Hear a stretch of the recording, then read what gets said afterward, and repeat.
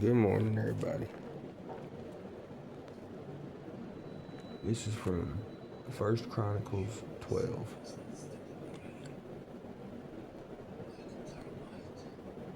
These warriors from Gad were army commanders.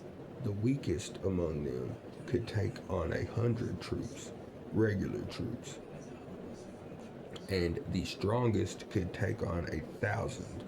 These were men who crossed the Jordan River during its seasonal flooding at the beginning of the year and drove out all the people living in the lowlands on both the east and the west banks. Others from Benjamin, like the tribe of Benjamin, and Judah came to David at the stronghold. David went out to meet them and said, "If you have come in peace to help me, we are friends.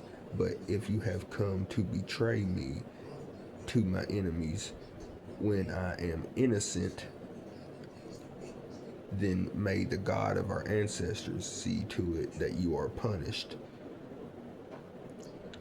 Then the Spirit came upon, all I know how to say is Amasai,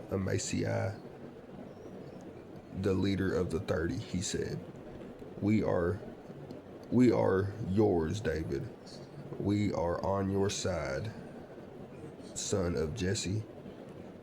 Peace and prosperity be with you, and all success to who help you.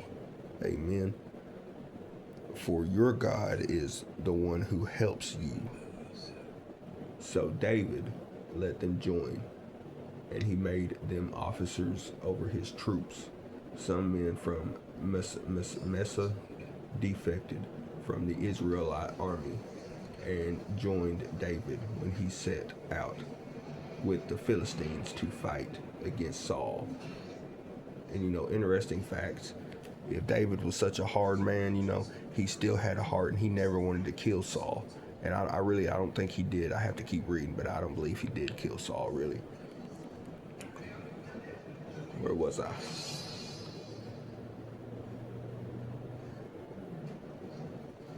To fight against Saul. It turned out the Philistine rulers refused to let David and his men go with them. After much discussion, they sent them back, for they said, "It will cost us our heads if David switches loyalties to Saul and turns against us." Here is the list of the men from Mesa who defected. David, as he was returning to Ziklag, Ada, blah blah blah, with the names Michael, Joseph, Elihu, Zephaniah. Each commanded 1,000 troops from the tribe of Mesa. They helped David chase down bands of raiders, for they were all brave and able warriors who became commanders of his army. Day after day, more men joined David until he had a great army, like the army of God. These are the numbers of armed warriors who joined David at Hebron. They were all eager to see David become king instead of Saul, just as the Lord had promised. From the tribe of Judah, there were 6,800 warriors armed with shields and spears. From the tribe of Simeon, there were 7,100 brave warriors. From the tribe of Levi, there were 4,600 warriors. This included some funny name, Jehoiada or whatever, leader of the family of Aaron, who had 3,700 under his command. This also included Ziklag, a brave young warrior with 22, just 22 members of his family who were all officers from the tribe of Benjamin. Saul's relatives were there. 3,000, 30,000 warriors. The most men Benjamin had remained loyal to Saul until this time. From the tribe of Ephraim, there were, well, you get the point, there were so many thousands of people.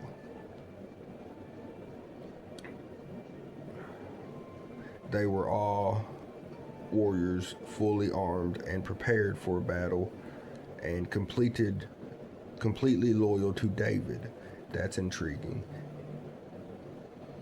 From the tribe of Naphtali, there were 1,000 officers and 3,700 warriors armed with shields and spears. From the tribe of Dan, there were 2,800 warriors, all prepared for battle. From the tribe of Asher, there were 40,000 warriors, trained warriors, all prepared for battle. From the east side of the Jordan River, tribes of Reuben, Gad, the half tribe of Mesa lived there with 12,000 troops armed with every kind of weapon. All these men came in battle to Haran with a single purpose of making King David the king over all of Israel. In fact, everyone in Israel agreed that David should be their king. They feasted and drank with David for 3 days. Preparations had been made by their relatives for their arrival, and people from as far as Issachar, Zebulun, and Naphtali brought food on donkeys and camels and oxen, and vast supplies of flour, fig cakes, clusters, raisins, wines, olive oil, cattle, sheep, goats, were brought to the celebration. There was a great joy all throughout Israel.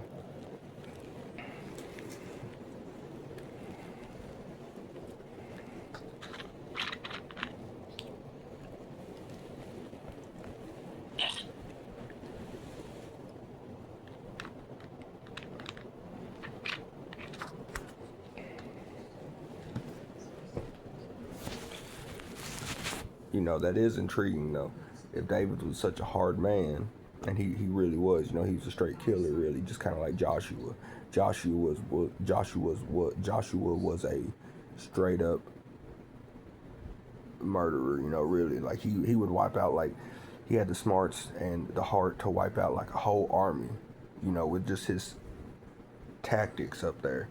But yeah, if King David was such a hard man, you know, the rival king, the king that he was overthrowing at that time, he didn't want to kill him. That means he had a good heart posture, for real. That's just some deep thoughts, you know. Yeah.